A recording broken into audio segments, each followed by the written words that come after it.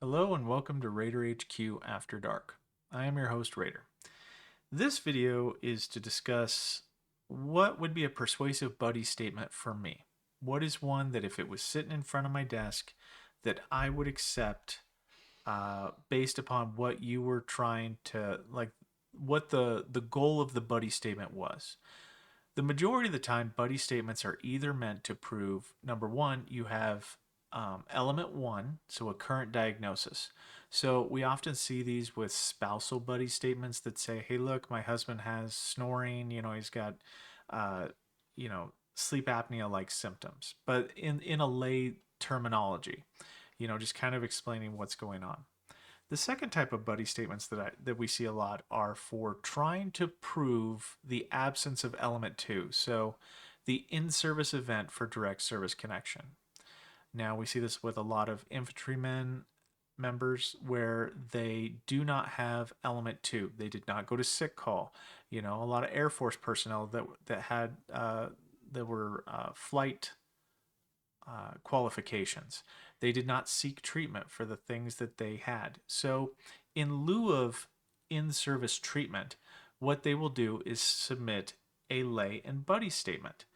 And that is fine.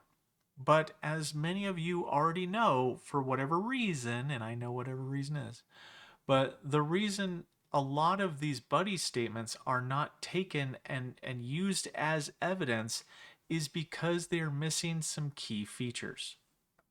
And let me go ahead and share my screen.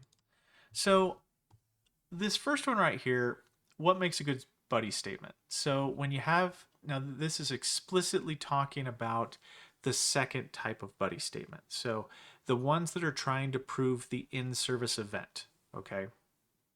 One of the things that I will not assign a high probative value to the buddy statement is if I can't prove that the buddy was at the same spot, location, or whatever that you were at.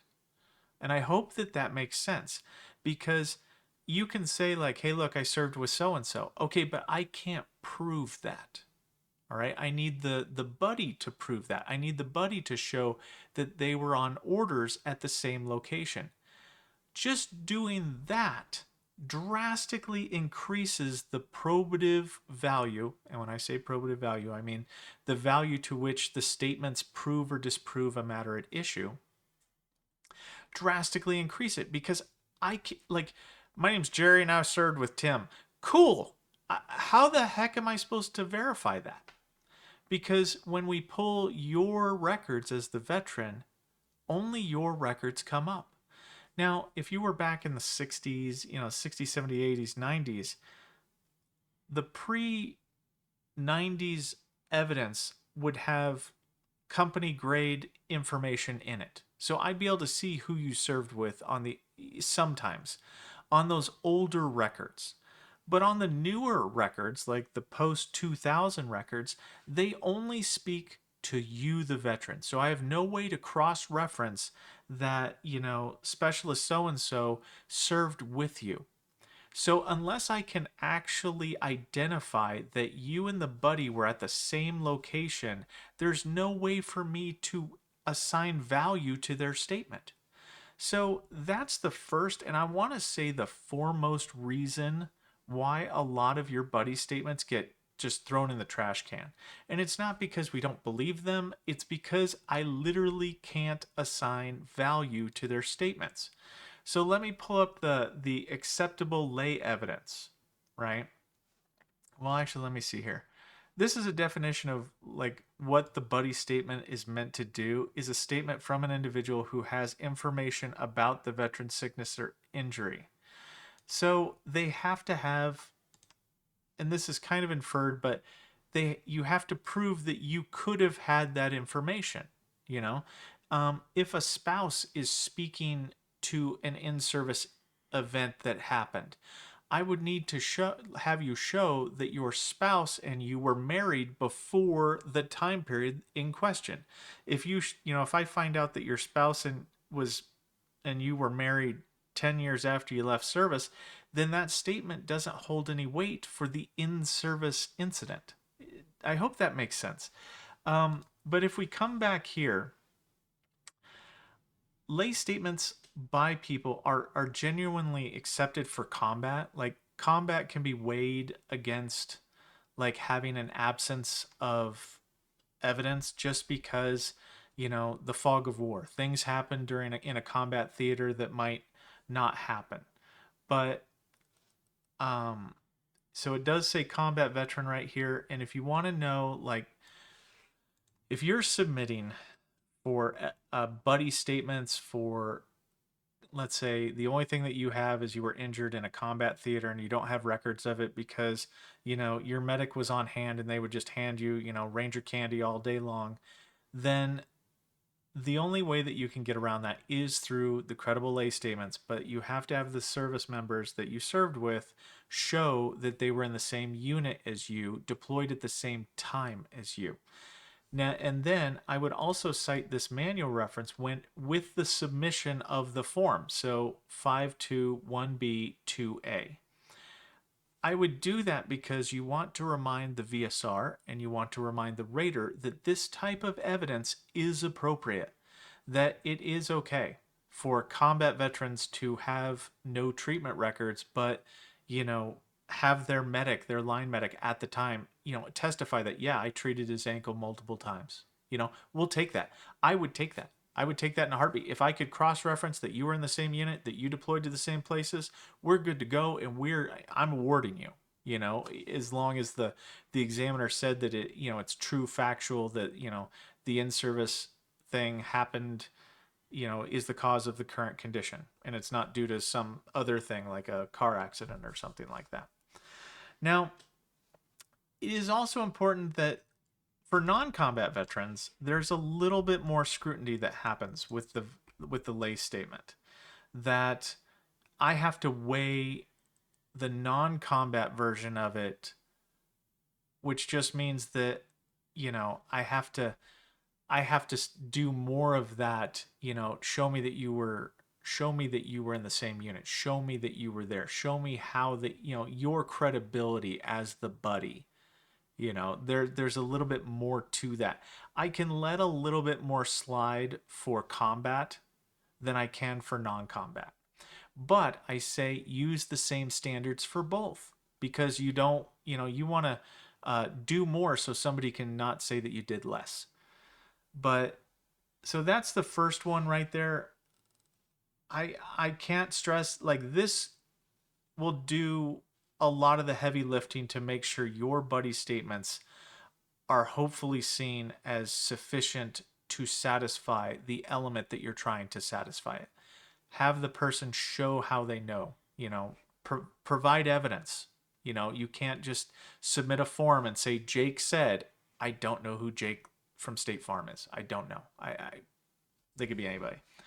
So identify the disability being spoken about in your first sentence. Okay. This, especially if you're using AI, right, to write your nexus letters and your statements and your buddy statement or whatever. Tell me, the rater, what the heck we are talking about in the first sentence. Because you're going to lose the rater if they've got to read a book report about, and I'm not trying to make fun of or diminish your statements, but longer statements make the audience lose interest. Concise, short, structured, focused. Those things go a long way. Sometimes I don't need 3 paragraphs for you to get your point across. So it's, definitely don't throw the baby out with the bathwater, but definitely tell me what we're talking about. Oh, this is about the knee. Okay, great. Sometimes the evidence itself will satisfy the element that you are looking for, and sometimes I don't need to research your buddy statement in order to prove the thing that you're trying to prove. Sometimes I can prove with the other evidence. So by putting the topic of which disability we're talking about in the top, I don't have to waste time sometimes. And that's important to keep your rater and your VSR and your authorizer focused, so that way they don't, they're not discombobulated and miss things. And this comes down to the conciseness. I kind of went into that. They should be concise. They should get to the point very quickly and just say, this is what I know, this is how I know it, this is the evidence to support that I was there to be able to have to see what I saw. Okay. And then another point here that I want to just highlight is know the limit of what the buddy statement does. Okay. Because I've seen a few comments and I get where they're coming from with this is that, well, what is it? The I want to say substantially complete, but that's not it. It's the presumption of soundness. The presumption of soundness is only meant to discuss whether or not aggravation, the condition pre-existed service or didn't pre-exist service. If you are found to be substantially complete, and what that means is at your entrance exam, they either found the disability or they didn't find the disability. If they found the disability, then it pre-existed service. And the only way that you can get a condition that was found to be pre-existing service connected is through an aggravation medical opinion. There's no other way to do it. It does, if it pre-existed service, then the only thing that service could have done to it is aggravate it because it can't cause something that already existed. So by knowing the limits of your buddy statements, your buddy statements can only go so far. Sometimes they can prove element 2. They are really good at proving element 1. Really good, at least to get an exam. Now, a buddy statement, there's a hierarchy of evidence, okay? And a buddy statement is actually the lowest level. So if you say you have knee pain and the doctor, either your statement or a buddy's statement says that you have knee pain, and the doctor goes through and does an examination on you and says that you have no disability for VA purposes, then unfortunately the doctor's decision trumps your credible lay statement. The credible there, and I had spoken about this in a prior video. There are 2 times in which we assess the elements for service or for the theory that you're going for. So element 1 is the current diagnosis. Element 2, for the purposes of direct service connection, is the in-service event and or injury event or disability. Element 3 is the medical, well, element 3, depending on which phase of review it happens, can be, for the VSR, they review element 3 to see if there's chronicity. Did you say that it's been since service? If so, then that satisfies element 3 in order to get you an exam. Element 3, for the rater's purpose, is the medical opinion and or whether or not it's a presumptive condition or not. So element 3, can get you an examination through the VSR with your credible lay statement, but if the doctor comes to a different conclusion, then the doctor's opinion trumps your statements. Now, this is important because if you're going to file a supplemental claim, new and relevant evidence, if the examiner said like you had no diagnosis or there's no